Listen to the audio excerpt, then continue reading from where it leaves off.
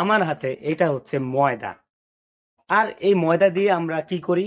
আমরা কেক বানাই, রুটি বানাই, আমরা অনেক কিছু তৈরি করি।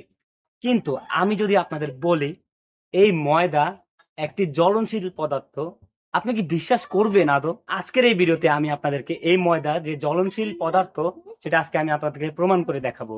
তো চলুন ভিডিও শুরু করা যায়। এটা হচ্ছে একটি কার্বোজেট ফ্যান, যেটা কিনা আমি বাসায় নিজে তৈরি করেছিলাম। আমরা ময়দার মধ্যে খুব ভালোভাবে এয়ার সাপ্লাই দিব এবং তার মাধ্যমে আমাদের ময়দাটা জ্বলবে। আমরা এটার ভিতরে মোটামুটি একটু ময়দা দিয়ে ভরে দিছি এবং এর মধ্যে যে ছিদ্র আছে ছিদ্র দিয়ে এয়ারটা বের হবে, বাতাসটা বের হবে। তো এখন আমরা আমাদের এক্সপেরিমেন্টটা শুরু করি।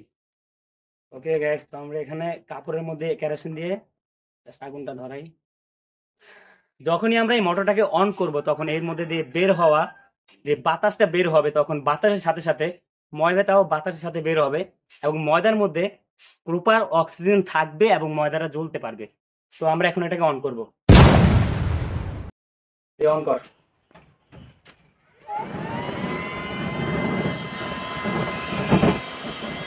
আরে আবার দে, আবার দে, আবার দে, বল লোকে। আপনারা দেখতে পেলেন একটু হইলো আগুনটা জ্বলছে ময়দার মাধ্যমে। আসলে আমাদের ফ্যানের বাতাসটা এতটাই বেশি যে ময়দাটা বের হয়ে থাকতেছে না আর কাছে।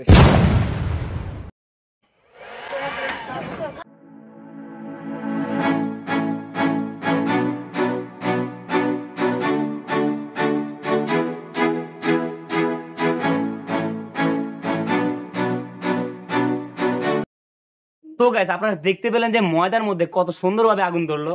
অল্প কিছুক্ষণের জন্য ধরছে কিন্তু আগুনটা কিন্তু ময়দার মধ্যে ধরছে। তো সেটা কেন ধরছে আর একটু বিস্তারিত বলি। ময়দার মধ্যে যখন আমরা প্রপার অক্সিজেন সাপ্লাই দেই তখন ময়দার মধ্যে খুব সহজে আগুন ধরে।